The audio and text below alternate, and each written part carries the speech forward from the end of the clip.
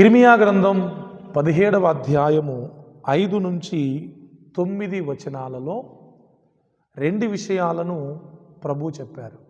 Number 1 శాపగ్రస్తుడు, number 2 ధన్యుడు.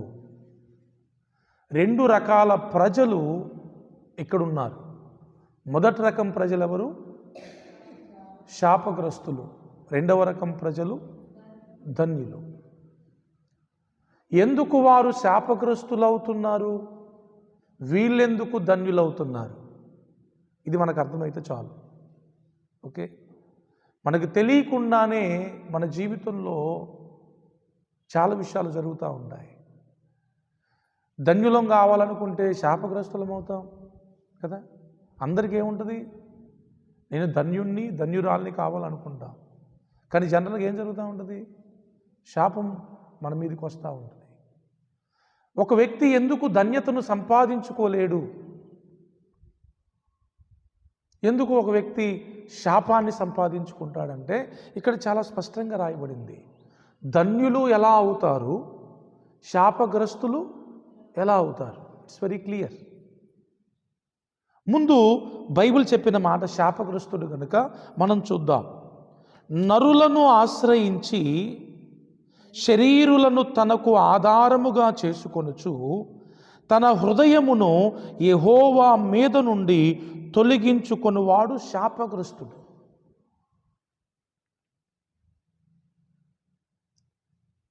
శాపగ్రస్తుడు ఎలా అవుతున్నాడంటే దేవుని మీద నుంచి తన మనస్సును ఎవరి మీదకి తొలగించుకుంటున్నాడు? ఎవరి మీదకి? కమాన్, మాట్లాడాలి. What is there? శరీరుల మీదికి, యెహోవా మీద నుంచి తన హృదయమును శరీరుల మీదికి తొలగించుకొని వాడు శాపగ్రస్తుడు అవుతాడని బైబిల్లో ఉంది.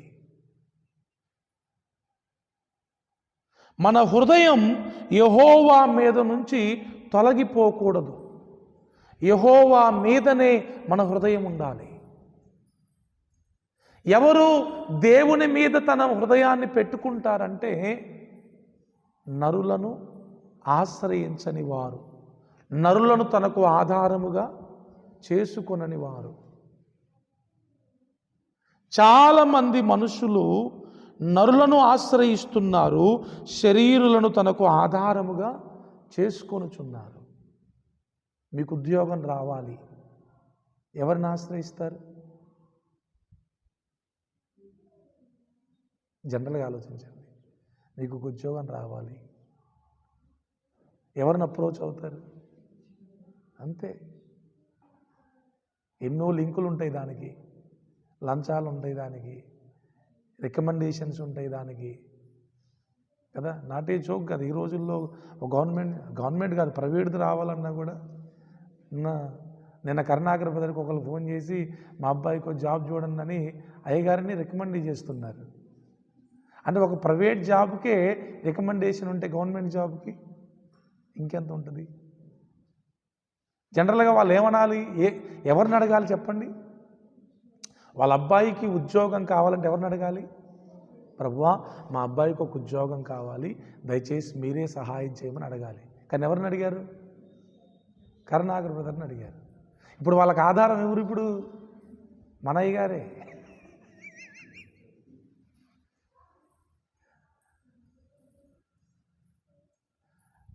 కేవలం ఉద్యోగం కొరకే కాదండి, గుర్తుపెట్టుకోండి. మీ పిల్లలకి పెళ్ళి అవ్వాలి, ఎవరిని అప్రోచ్ అవుతారు? మ్యారేజ్ బ్యూరో, అంతేనా? Marriage bureau.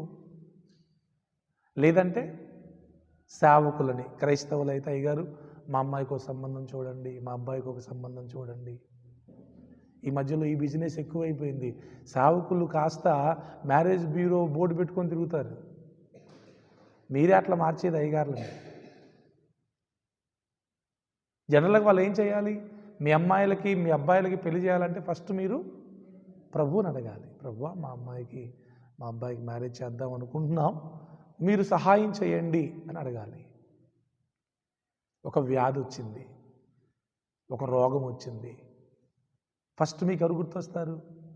అందుబాటులో ఉన్న ఆర్ఎంపీ డాక్టర్, లేదంటే అందుబాటులో ఉన్న పారాసిటమాల్, లేకపోతే పెయిన్ కిల్లర్, లేకపోతే బండారుగూడెంలో కానీ భద్రాచలంలో కానీ కొత్తగూడెంలో కానీ ఉన్న స్పెషలిస్టులు, వీళ్ళు గుర్తొస్తారు.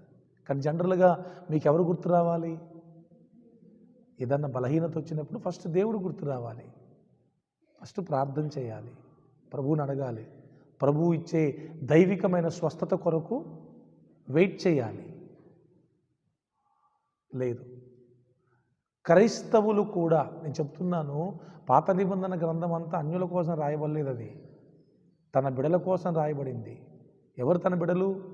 ఇశ్రాయేలీయులు. ఇశ్రాయేలీయులు దేవుణ్ణి విడిచిపెట్టారు. ఈ సందర్భం అంతా ఏంటంటే బ్యాక్గ్రౌండ్, ఇశ్రాయేలీయులు దేవుణ్ణి విడిచిపెట్టేశారు. ఇశ్రాయేలీయులు దేవుణ్ణి విడిచిపెట్టి దేవుడు కాని వాటిని ఆరాధిస్తున్న సందర్భం. దేవుని మీద ఆధారపడకుండా ఇతర దేవతల మీద, రాజుల మీద ఆధారపడుతున్న సందర్భాలు ఇవి. శ్రవంత్ మీ బాబు బయటికి వెళ్ళినట్టు చూడం, వెళ్ళి ఆడుకుంటాడా? పర్లేదా? ఓకే. ఏం చెప్తున్నా మీకు? ఇశ్రాయేలు ప్రజలు దేవుని మీద ఆధారపడకుండా దేవుడు కాని వాటి మీద మరియు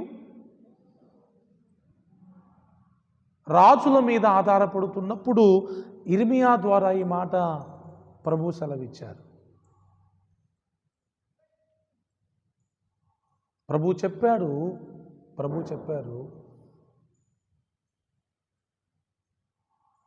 మన్విత ఆ బాబును చూడమ్మా, నువ్వు అక్క లోపల కూర్చుంటుంది, ఆ బాబు నువ్వు బయట ఆడుకోండి. నువ్వు వచ్చే శ్రవంతి, ఆ పాప చూసుకుంటుందిలే. ఓకే. ఇశ్రాయేలు ప్రజలు దేవుణ్ణి కాదని వెళ్ళిపోయి ఈ లోక రాజుల మీద ఆధారపడుతున్నప్పుడు ఇర్మియా ద్వారా దేవుడు మాట్లాడిన మాట ఇది. దేవుని బిడ్డలారా, నిజంగా ఒక మాట చెప్పాలి మీకు, దేవుణ్ణి నమ్మిన తర్వాత దేవుని మీద ఆధారపడకుండా మనం మనుషుల మీద ఆధారపడ్డా, రాజకీయ నాయకుల మీద ఆధారపడ్డా, మంత్రగాళ్ళ మీద ఆధారపడ్డా, వాస్తుల మీద ఆధారపడ్డా, డాక్టర్ల మీద ఆధారపడ్డా దేవుడు చాలా బాధపడతాడు మనల్ని బట్టి.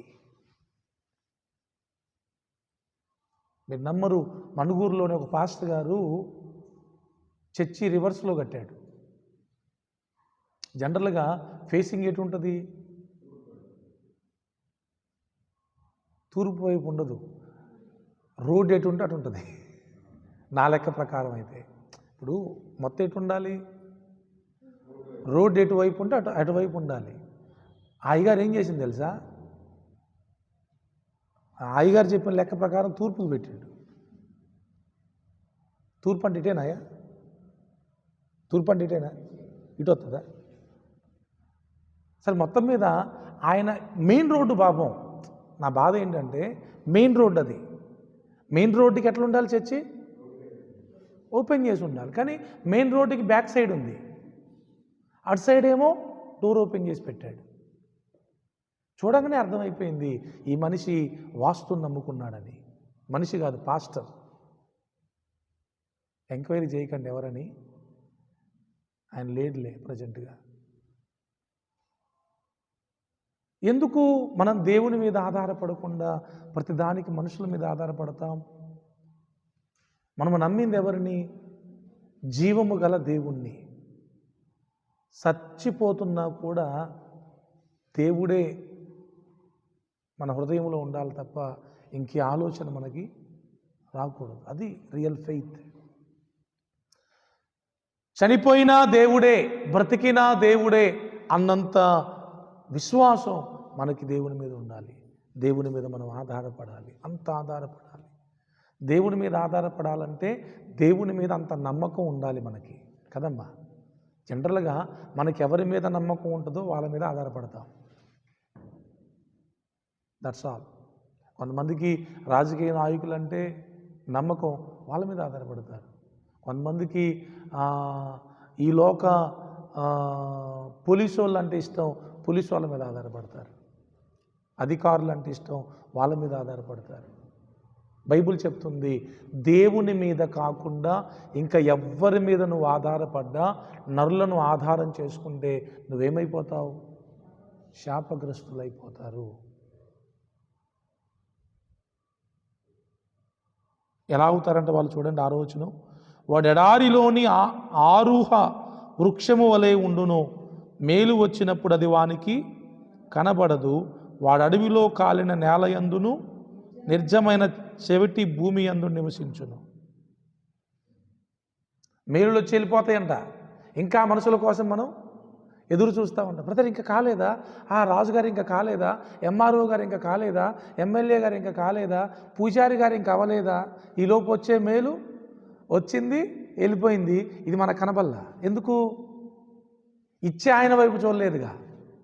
మేలు ఎక్కడి నుంచి వచ్చిద్దో, మేలు ఎవరిస్తారో ఆయన వైపు చూడకుండా వీళ్ళ వైపు చూస్తూ ఉంటే అది వచ్చి వెళ్ళిపోతే ఏమైంది? మరి నువ్వు ఇటు చూసుకుంటుంటే ఇటు నుంచి వచ్చేది నీకేం కనపడుద్ది? అమ్మా, మనం ఈ 4 వైపులు చూసుకుంటుంటే వచ్చేది ఎక్కడి నుంచి? జనరల్గా పైనుంచి రావాలి. బైబిల్లో ఉంది, దేవుడు అనుగ్రహించకపోతే ఎవ్వడు ఏది పొందుకోలేడంట. యోహాను సువార్తలో ప్రభు మాట్లాడతాడు, దేవుడు గనక పరలోకము నుంచి గనక అనుగ్రహింపబడకపోతే భూమి మీద ఎవరు ఏది పొందుకోలేదు. నీకు ఆరోగ్యం కావాలా? హెవెన్ నుంచి రావాల్సిందే. జాబ్ రావాలా? పరలోకం నుంచి రావాల్సిందే. నీ పిల్లలకి మ్యారేజ్ పరలోకం నుంచి రావాల్సిందే. ఏదైనా మనం ఈ లోకంలో ఏది పొందుకోవాలన్నా అది మన సొంత బలమును బట్టి కాదు, మన సొంత శక్తిని బట్టి కాదు, లేకపోతే మన చుట్టూ ఉన్న ప్రజలను బట్టి కాదు. It has to come from heaven. అంతే. అది మనకు అర్థమైతే నువ్వు ప్రభువు మీద ఆధారపడతావు, లేకపోతే ఇంకా మనుషుల మీదనే ఆధారపడతావు.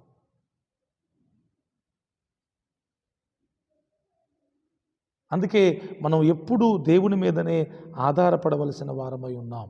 దేవునికి స్తోత్రం.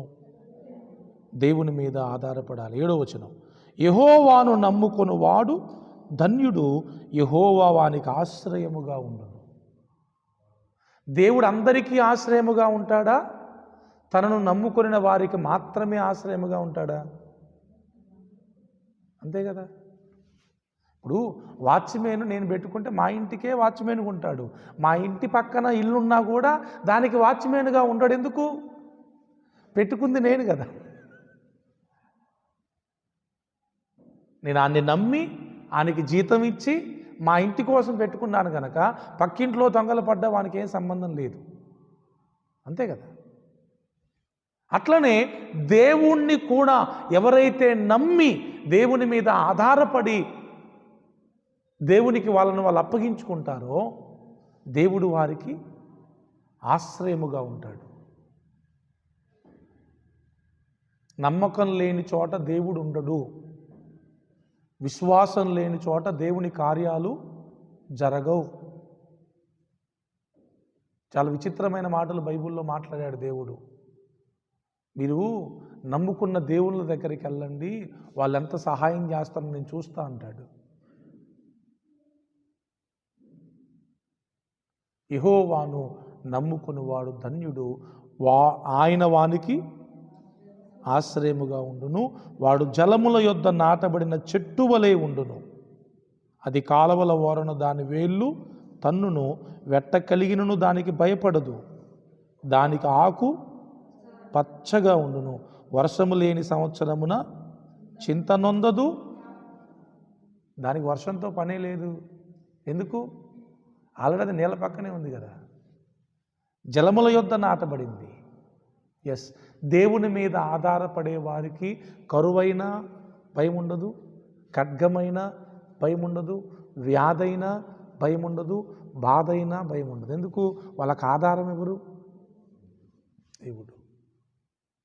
ఇప్పుడు దేవుని మీద ఆధారపడకుండా ఇక్కడ కరువు వచ్చేసింది, అక్కడికి వెళ్తే మేము బతికేస్తామని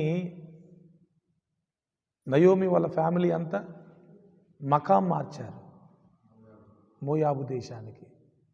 రీజన్ ఉంది. ఏంటి రీజను? ఇక్కడ కరువు ఉంది, ఇక్కడ ఉంటే చచ్చిపోతాం, అక్కడికి వెళ్తే బ్రతుకుతాం. అదే వాళ్ళ ఆలోచన. అయితే వాళ్ళు ప్రభువుని అడగలేదు, ప్రభువా మరి ఇక్కడ కరువు ఉంది కదా, మేము ఎలా బ్రతుకుతాం, మమ్మల్ని ఎలా నువ్వు పోషిస్తావు? వాళ్ళకి ఏలియాను పోషించింది కూడా తెలుసు. ప్రభువుని అడగకుండా సొంత నిర్ణయం తీసుకొని వాళ్ళకు ఒక విశ్వాసం ఏంటి, మోయాబు వెళ్తే అక్కడ మేము బ్రతుకుతామని వాళ్ళ విశ్వాసం వాళ్ళు నడిపించింది అంతే. ఓ మంత్రగాని దగ్గరికి ఎందుకు వెళ్తారు? మీ నమ్మకం ఆయన. ఒక డాక్టర్ దగ్గరికి ఎందుకు వెళ్తారు? మీ నమ్మకం ఆయన, అందుకే అక్కడికి వెళ్తారు. కానీ ఆలోచించండి, ఏం బాగుపడ్డారు మోయాబుకి వెళ్ళి? ఏం బాగుపడ్డారు? కుటుంబ యజమానుడు చనిపోయాడు, కుమారులు ఇద్దరు చనిపోయారు, 3 చేదుగా మిగిలిపోయింది. నేను అదే అంటున్నాను, దేవుని మీద ఆధారపడకుండా ఇంక నువ్వు ఎవ్వరి మీద ఆధారపడ్డా కూడా మన జీవితంలో మనం అలా ఉండిపోతాం అంతే. కానీ దేవుని మీద ఆధారపడితే చింతుండదు, కాపు మానదు. ఎలాంటి పరిస్థితులైనా అన్ని పరిస్థితుల్లో మనం బాగుంటాం. ఎప్పుడు? దేవుని మీద ఆధారపడ్డప్పుడు. కంప్లీట్గా కరువైనా, ఖడ్గమైనా, బాధ అయినా, వ్యాధైనా, ఏ సమస్య అయినా దేవుని మీద కనుక మనం ఆధారపడితే మనకు చింతే ఉండదు. చింతే ఉండదు. చింతెందుకు? ఆల్రెడీ మన కొరకు ఆయన చింతిస్తున్నాడు, ఇక మనం చింతించాల్సిన అవసరం లేదు. మన గురించి చింతించేవాడు లేకపోతే మనం చింతపడాలి. మీ అవిశ్వాసం ఏంటంటే దేవుడు మీ గురించి చింతిస్తున్నాడని మీకు తెలియదు, మీరు నమ్మరు దేవుణ్ణి.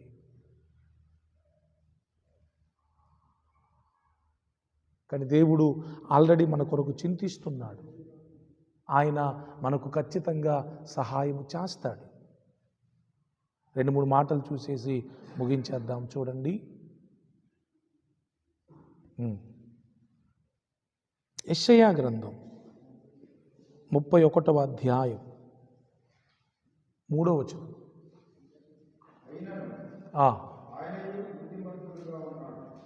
యెషయా గ్రంథం 31:3. అమ్మా, ఐగుప్తీయులు అంతేగా మరి.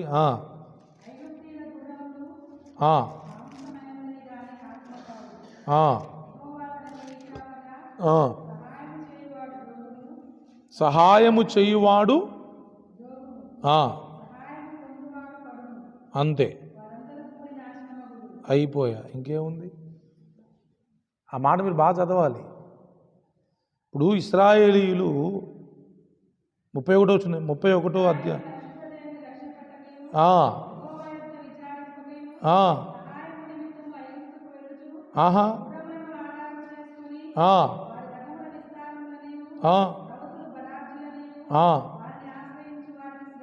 అంతే.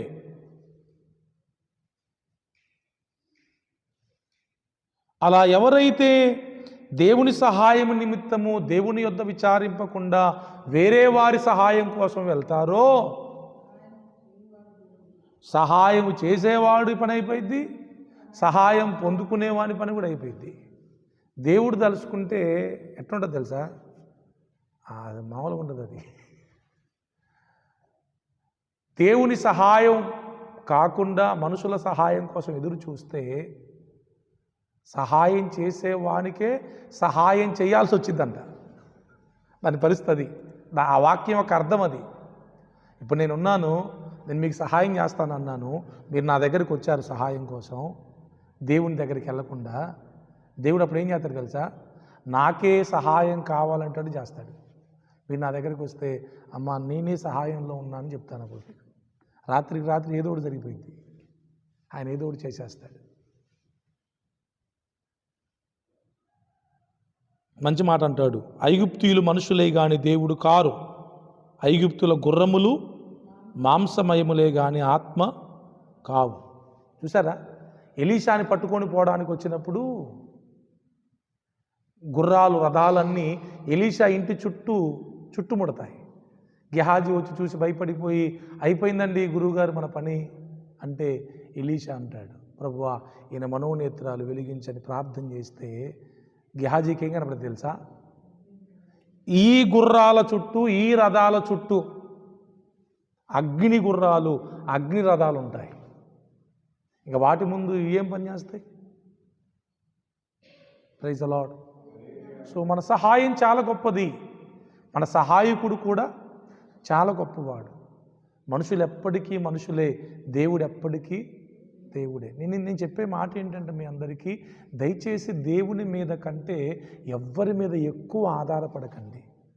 అసలు ఆధారపడొద్దని చెప్పట్లేదు, కానీ దేవుని మీద ఆధారపడిన దానికంటే ఎక్కువగా ఇంకెవరి మీద ఆధారపడకండి. అప్పుడు మన జీవితం బాగుంటుంది. ఇంకో మాట చూడండి,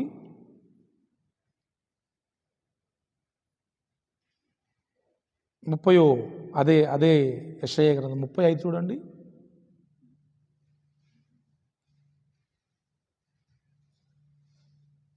3వ వచనం నుంచి, 2 నుంచి కూడా 32వ వచనం నుంచి.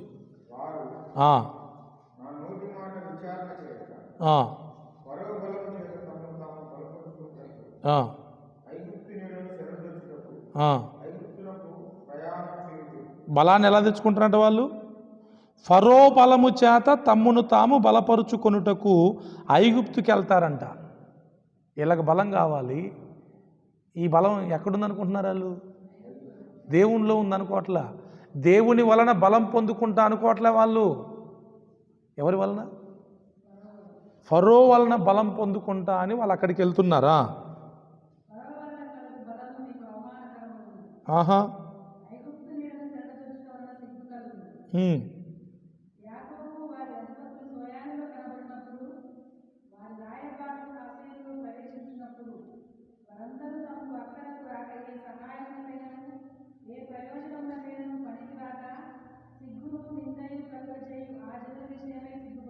చూసారా?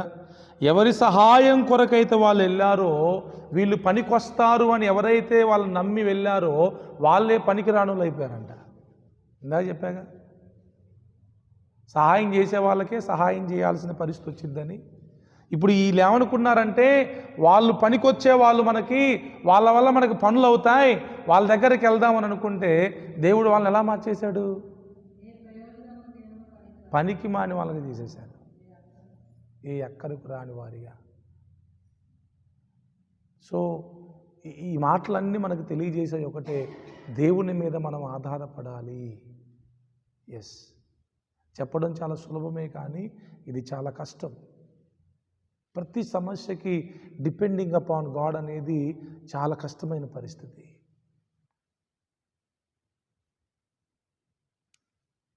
ఇంకో మాట చూడండి, 146వ, అంతేగా 146 అంటే ఇక అంతేగా, ఇక మళ్ళీ దాన్ని అనకూడదు. ఇంకా 146:3.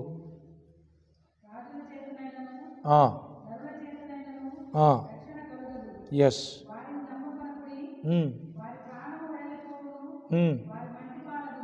ఏంటంట? ఎవరు నమ్ముకోద్దు అంటున్నాడు దేవుడు? రాజుల వలనను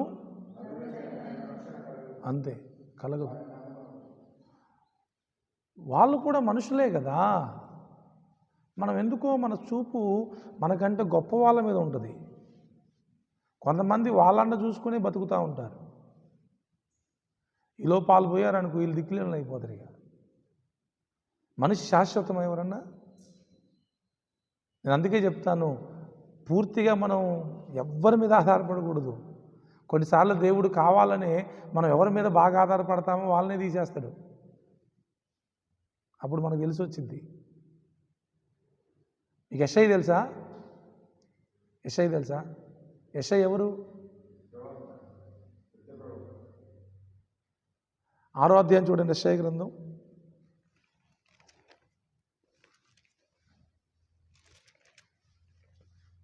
మొదటి వచనం. రైట్, చాలు. యెషయా ప్రవక్త, ఉజ్జియా రాజు. బాగా వినండి. వీళ్ళిద్దరు బంధువులు అంట. ఎవరు? యెషయావును ఉజ్జియా. రాజు ప్రవక్త ఇద్దరెవరు? బంధువులు. ప్రవక్త అంటే పాస్టర్ ఆ కాలంలో.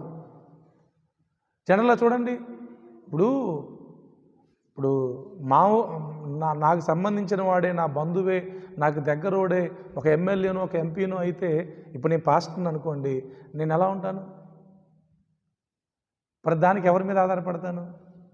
పైన దేవుడిని కాదుగా. ఏంటి? ఈ ఎమ్మెల్యే, ఈ ఎంపీ, ఈ సీఎం మీదనే ఆధారపడతాను.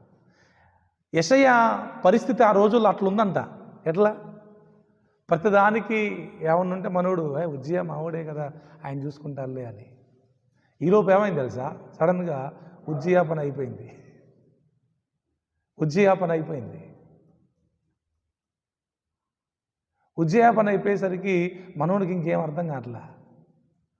అప్పటి వరకు దేవుని ప్రత్యక్షతలు లేవు. ఎవరికి? యెషయాకి. ఇప్పుడు కలుగుతా ఉంది యెషయాకి ప్రత్యక్షత. ఎక్కడి నుంచి? పరలోకం నుంచి. అంటే ఇంతవరకు ఎటువైపు చూశాడు? అంతటానేముందయ్యా?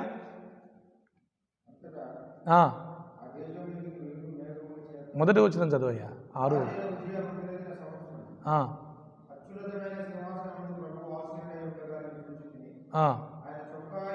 చాలు చాలు చాలు.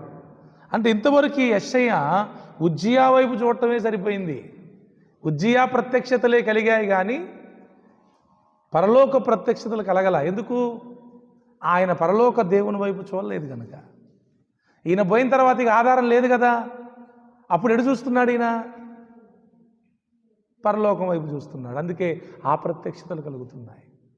మీకు ఇది బ్యాడ్ న్యూసో గుడ్ న్యూసో నాకు తెలియదు, కానీ మీరు జాగ్రత్త పడండి. కంప్లీట్గా ఎవరి మీద ఎక్కువ ఆధారపడకండి.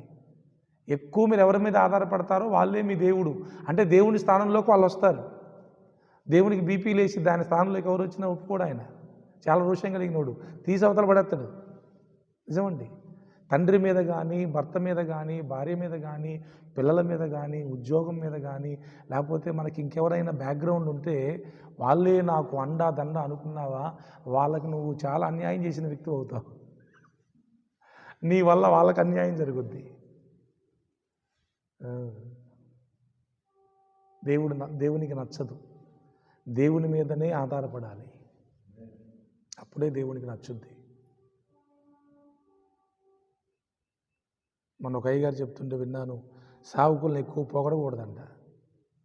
పొగిడితే వాళ్ళు హేరోదులాగా సింహాసనం మీద కూర్చొని నేనే దేవునిలాగా ఫీల్ అవుతారంట. అప్పుడు ఏమైంది తెలుసా?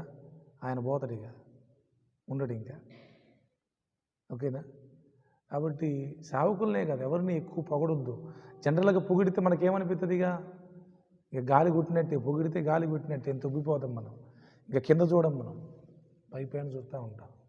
ఈలోపు ఒక పిన్నీస్ వచ్చి తలుగుద్ది, కథ మొత్తం బ్లాస్ట్, కిందికి వచ్చి పడిపోతాం. ఎందుకు అదంతా? సొలొమోన్ని అందరూ వచ్చి పొగడబట్టి ఆయనకేమైంది? 1000 మందిని చేసుకున్నాడు. జనరల్గా టాలెంట్ ఉంటే ఎవరైనా పొగుడతారు. సో పొగడతలకు కూడా కొన్ని లిమిట్స్ ఉంటాయి. మొన్న ఒక మాట జ్యోతిబాబాయ్ గారు చెప్పారు, ఎక్సలెంట్ మాట అది. పొగడ్తలు ఇంగ్లీష్లో, అది నేను ఎవరికో పెట్టానండి, ఎక్సలెంట్ మాట, ఇంగ్లీష్లో బాగుంటుంది. పొగడ్తలు సెంటు లాంటివంట. Appreciation is like a perfume, just smell it, don't swallow it అన్నాడు. If you swallow it you will die, because it will become a poison in your body. తెలుగులో పొగడ్త అనేది ఒక పరిమళ వాసన, సెంటు లాంటిది. సెంటుని మనం జస్ట్ వాసనే చూడాలి.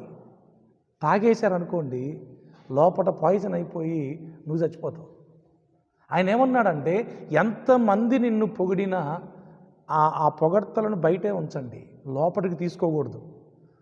లోపలికి తీసుకున్నావనుకో, ఆ పొగడ్తలు లోపల నీకు విషమైపోయి నిన్నే నాశనం చేసేస్తాయి.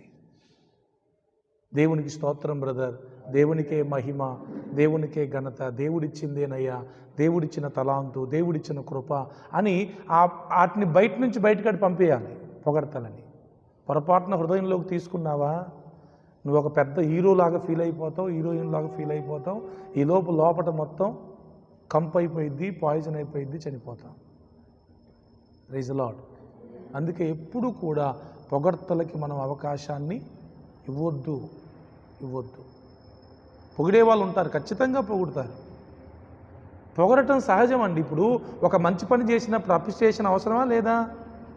అవసరమే. అది ఎంతవరకు తీసుకోవాలో మనకి తెలియాలి. అది చివరిగా ఒక మాట చెప్పి ముగిస్తున్న, టైం అయిపోయింది. 2వ దినవృత్తాంతాల గ్రంథం చివరి మాట. చాలా విషయాలు ఉన్నాయి కానీ టైం లేదు, ముగిస్తున్నాను. 2వ దినవృత్తాంతాల గ్రంథం 32వ అధ్యాయం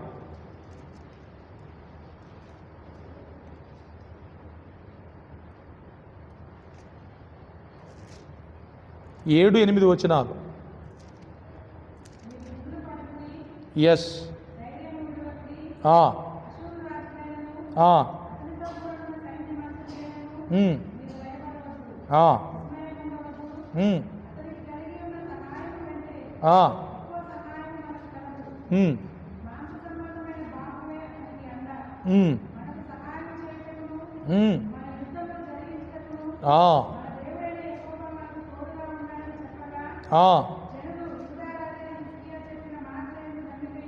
ప్రైజ్ ద లార్డ్. దేవుని చప్పట్లు కొడదాం ఒకసారి. జనరల్గా ఈ మాటలు చెప్పింది హిజ్కియాకి. ఈ చప్పట్లు హిజ్కియాకి కొట్టాలి మనం. హిజ్కియాకి కూడా ఒకసారి చప్పట్లు కొడదామా? సిరియా సైన్యం వచ్చేసింది. అషూర్ రాజు వచ్చేసాడు.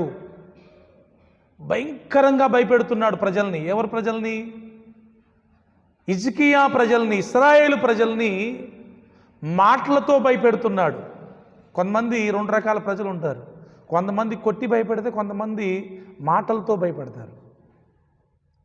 మరుగే కుక్క కరవదంటారుగా, ఈయన ఆ రకం. ఆ ఇశ్రాయేలీల గోడ మీదకి వచ్చి ఇశ్రాయేలీ ప్రజలందరూ పని చేసుకుంటా ఉంటే వాళ్ళందరికీ వినబడేటట్టు భయంకరమైన మాటలు మాట్లాడుతున్నాడు, భయపెడుతున్నాడు.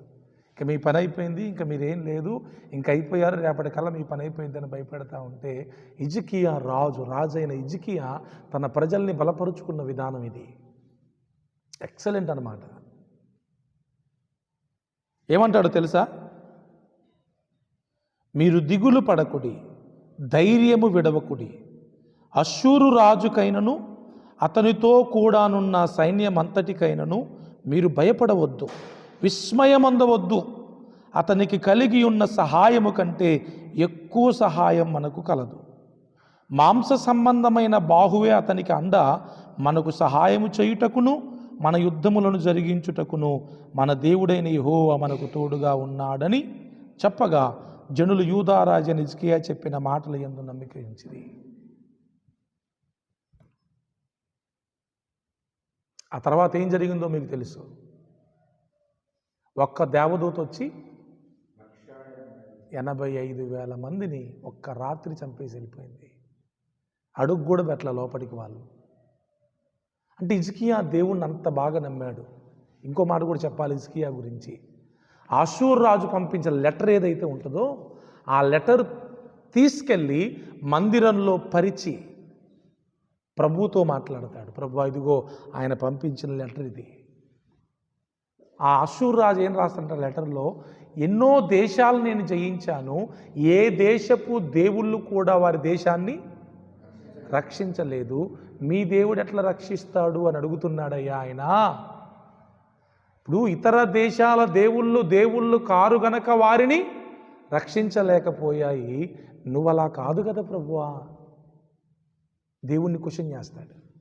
ఎక్సలెంట్ ప్రేయర్ అది. ఆ ప్రార్థనకి దేవుడు ఫిదా అయిపోయి దేవుడు చాలా హ్యాపీగా ఫీల్ అయ్యి యెషయిని పంపిస్తాడు. యెషయి, హిజ్కియాకి చెప్పు, నువ్వేం కంగారు పడొద్దు, ఈ రాత్రి ఒక అద్భుతం దేవుడు చేస్తాడని చెప్పమంటే హిజ్కియాకి యెషయా వచ్చి చెప్తాడు. ఆ రాత్రి దేవుడు ఒక అద్భుతాన్ని చేసేసాడు. Praise the Lord. మన దేవుడు అందరిలాంటి దేవుడు కాడు మనకు సహాయం చేయకుండా ఉండడానికి. ఆయన జీవము కలిగిన దేవుడు. నువ్వు నిజంగా దేవుని మీద ఆధారపడ్డం నీకు చేతనైతే దీవెనలన్నీ నీయే. ఎంత నమ్మితే అంత దీవెనలు, ఎంత ఆధారపడితే దేవుని మీద అంత సమృద్ధి మనకి. నమ్మటం నీ వల్ల కాకపోతే ఇక చేసేదేం లేదు. నమ్మిన వాడే ఆధారపడతాడు, నమ్మని వాడు దేవుని మీద ఆధారపడడు. గుడ్డోడు కేకలేస్తూ ఉంటే వీళ్ళందరూ ఆపేశారు, కానీ దేవుడు ఆగాడు.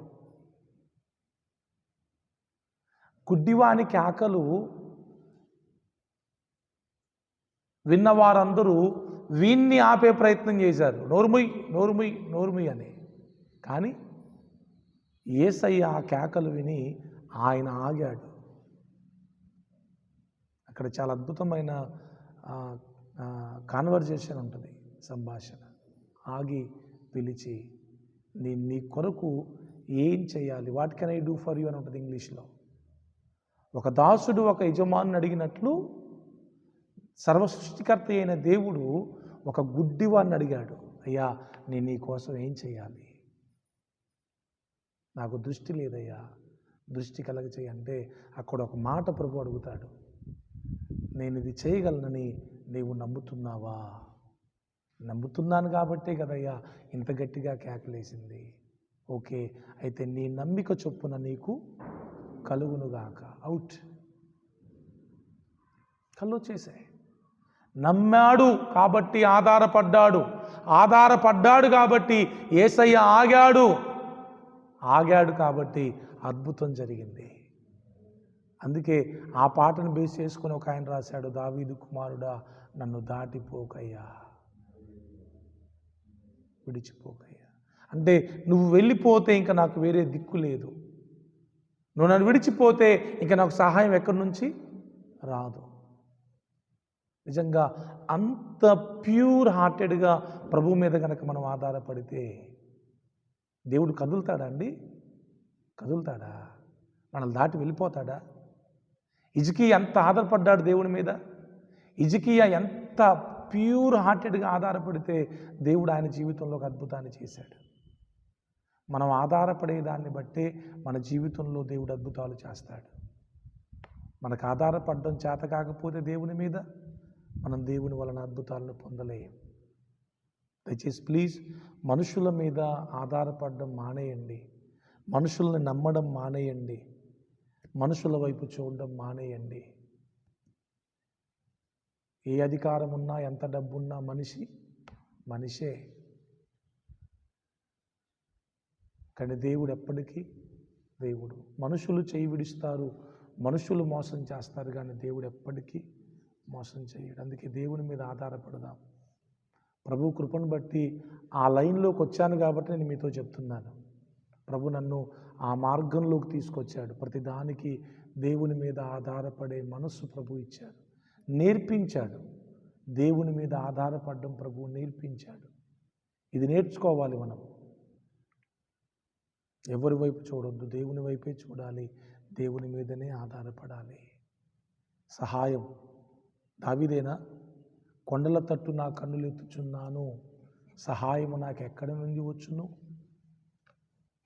నీ వల్లనే కదా ప్రభు అంటాడు.